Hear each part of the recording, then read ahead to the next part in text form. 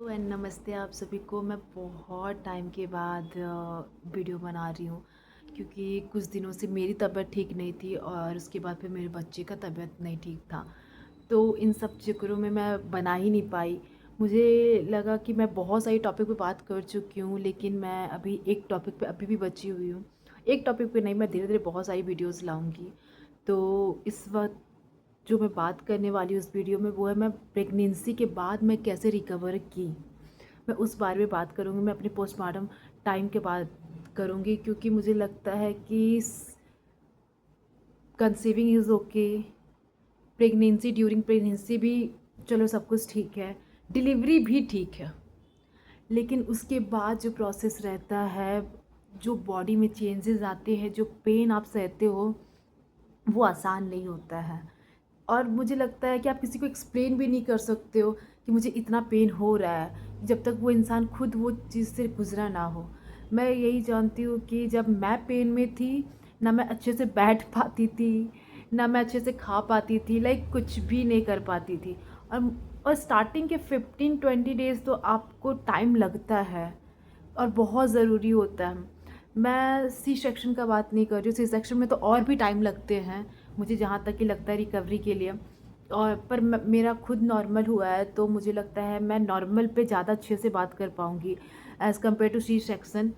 पर जब मुझे कोई वैसा मिलेगा कि कैसा फ़ील होता है सी सेक्शन के बाद, तो मैं ज़रूर उस पर वीडियो बनाऊँगी उनसे बात करके।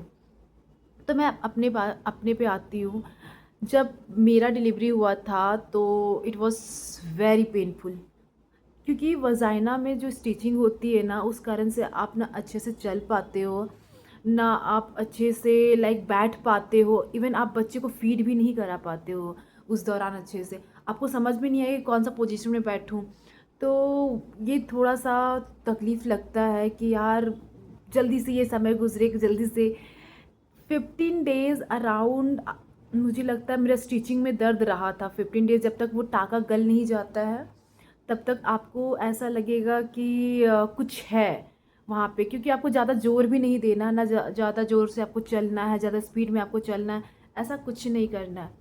तो पहला दिन तो मैं जब आई थी घर, तो हम तो 2 दिन रेस्ट किए थे। उसके बाद ही हमने थोड़ा बहुत चलना स्टार्ट किया था। और जितना ज़रूरत है उतना तो आपको चलना ही पड़ेगा। कोई फ़र्क नहीं पड़ता कि आपका बाथरूम कहाँ है, क्योंकि आपको बाथरूम तो जाना ही है, आपको अपनी रेगुलर बेसिस काम करना ही है, आपको अपना शरीर क्लीन रखना ही है, क्योंकि आपका एक छोटा-सा बच्चा है जिसके कारण आपको खुद भी हाइजीन मेंटेन करना है। तो वो सारी चीज़ें तो आपको खुद करनी पड़ेगी। और सेकंड चीज़ ये है कि जब आप पेन में होते हो, तो समझ ही नहीं आता है कि कैसे क्या करें, और स्पेशली जब आप फर्स्ट टाइम माँ बनते हो तो। क्योंकि जब सेकेंड टाइम माँ बनते हो तो आपको पता होता है कि हाँ, मुझे ऐसे ऐसे करना है ताकि मैंने जो पिछली बार गलती की है वो इस बार गलती ना हो। तो जब मुझे वजाइना में बहुत पेन हो रहा था, बहुत ज़्यादा, तो मेरी जो मुझसे ज़्यादा बड़ी जो जेठानी है, उन्होंने कहा कि तुम्हें डिटोल पानी से धोना चाहिए वो वजाइना, ताकि वो जल्दी से रिकवर हो और वो टाँका जल्दी गले। तो मैंने वो काम करा कि हाँ, डिटोल 1 या 2 बूँद डिटोल, और वो पानी थोड़ा सुसुम गर्म होना चाहिए, पूरा गर्म नहीं, हल्का, लाइक ज़्यादा ठंडा नहीं होना चाहिए। तो वैसा पानी लेके मैं 1 या 2 बूँद उसमें डिटोल डाल के उसके बाद मैं लाइक क्लीन करती थी। तो वो चीज़ मुझे लगता है काफ़ी इफ़ेक्टिव रही है मेरे लिए। दूसरी चीज़ ये कि वो डॉक्टर आपको पेन किलर मेडिसिन देते हैं। आई थिंक 1 हफ्ता के लिए वो मेडिसिन देते हैं, वो मैंने खाया था। लेकिन तब तक, उसके बाद जब तक मैं खाती थी तब तक ठीक रहता था। उसके बाद जब मैं छोड़ देती थी तो फिर 24 आवर्स के बाद फिर से मुझे पेन होने लगता था। तो मुझे लगभग याद है, मैं 2 वीक्स तक मैंने खाया था वो मेडिसिन। उसके बाद सबसे ज़्यादा जो होता है पेन, जिसमें आपको रिकवर करने में टाइम लगता है, वो है बैक पेन। क्योंकि मुझे लगता है बैक पेन के लिए आपको अपना आयरन कैल्शियम कंटिन्यू रखना चाहिए। ऐसा नहीं है कि जब तक आप प्रेगनेंसी में हो तब तक ही आप आयरन आयरन और कैल्शियम खाओ। उसके बाद भी आप अराउंड 3 मंथ तक कंटिन्यू खाना, क्योंकि उसके बाद अगर आप नहीं खाते हो ना, वो चीज़ आपको शायद वैसा लगेगा कि यार शायद मैंने डिलीवरी किया है इसलिए मुझे इतना पेन हो रहा है। लेकिन नहीं, आप 6 महीना साल भर के बाद फिर आप यही कहोगे यार मेरा बैक पेन बहुत कर रहा है। तो मैं सबसे यही सजेस्ट करूँगी कि आप कैल्शियम आयरन हमेशा लो। और घर के नुस्खे भी गलत नहीं होते हैं। मुझे नहीं पता लोग आजकल घर के नुस्खों को इतना बुरा क्यों बोलते हैं कि यार दादी अम्मा ये सब की बातों पे मत रहो। मुझे लगता है रहना चाहिए, जहाँ तक कि आपको सही लगता है आपको रहना चाहिए, क्योंकि वो भी यहाँ तक पहुँची है अपना कुछ देख के। या अब वो ऐसा नहीं है कि हम लोग ही माँ बन रहे, नहीं, वो लोग भी माँ बन के इस दौरान पहुँच चुकी है। तो हमें लगता है कि कुछ कुछ बातें हमें अपनी दादी, अपनी सास, अपनी माँ, सबकी बात माननी चाहिए। जब आप पेन में होते हो ना, तो उनके नुस्खे सबसे ज़्यादा काम आते हैं, आप मानो ना मानो। तो मुझे लगता है डॉक्टर तो जो कहते हैं वो तो अच्छा ही है, क्योंकि वो मेडिसिन के थ्रू आपको ठीक करते हैं। लेकिन जो माँ लोग होती है वो घर की चीज़ों से ठीक करती है, जो कि बहुत सही रहता है। उसके बाद जो मैंने किया था वो था अजवाइन, क्योंकि कहते हैं कि कभी कभी बच्चों को गैस बना देता है, तो इसके कारण आपको अजवाइन लेना चाहिए। मैं अजवाइन का पानी तो नहीं पी पाती थी, क्योंकि मुझे पता नहीं, मुझसे नहीं होता था।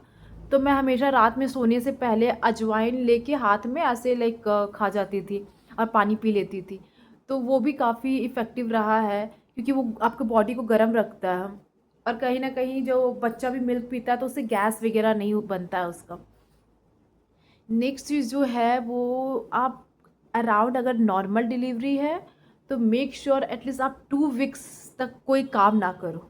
अगर आपके घर के रूल्स, क्योंकि बहुत सारे घर का रूल्स होता है कि आपको 20 डेज़ तो या फिर 40 डेज़ तक काम नहीं करना होता, जो कि बहुत अच्छी बात है। मेरे साथ तो वैसा नहीं हुआ, लेकिन आप लोग प्लीज़ अपना ध्यान रखना और पूरा रेस्ट करना, क्योंकि सबका बॉडी एक जैसा नहीं होता है। अगर आपका बॉडी रेस्ट मांगता है, डेफिनेटली आप 100% रेस्ट करो। कोई ज़रूरत नहीं है कि यार क्या खा बनाना है, क्या नहीं करना है, क्योंकि मुझे लगता है कि कोई नहीं समझेगा आपकी प्रॉब्लम, कोई नहीं समझने वाला है। तो इससे बेहतर अपनी प्रॉब्लम आप खुद समझो, और थोड़ा सा उस वक्त अगर सेल्फिश बन सको तो बन लेना, क्योंकि अगर उस वक्त अगर आप सेल्फिश नहीं बनते हो तो आपको बाद में वो चीज़ शायद ज़िंदगी भर झेलना पड़ता है। बॉडी पेन, बैक पेन, पैर का दर्द, और ऊपर से बच्चा अराउंड 2 साल तो फीड करता ही है। अगर वो आपका फीड कर रहा है तो 2 साल तक तो कंटिन्यू फीड करता है, तो उसकी वजह से और भी आप वीक हो जाते हो। तो बॉडी में आप इतने सारे चेंजेस, सबसे इम्पॉर्टेंट चेंज जो मैं आपको बताती हूँ, और वो ये है कि बच्चा होने के बाद आप फिज़िकली तो बहुत ज़्यादा पेन में रहते हो, मेंटली मेंटली कंट्रोल नहीं होता है। मुझे याद है मैं अपनी बच्चा संभालते संभालते मैं रोई हूँ, क्योंकि इतना बच्चा परेशान कर देता है आपको, रात में जगाना, फिर सुबह उठ के आपको सारे घर के काम करने हैं, फिर आपको रात भर बच्चा संभालना है। उस दौरान आप 2 या 3 घंटा ही नींद ले पाते हो। मुझे याद है मैं 6 या 7 महीना तक मैं अच्छे से नींद नहीं ले पाई थी।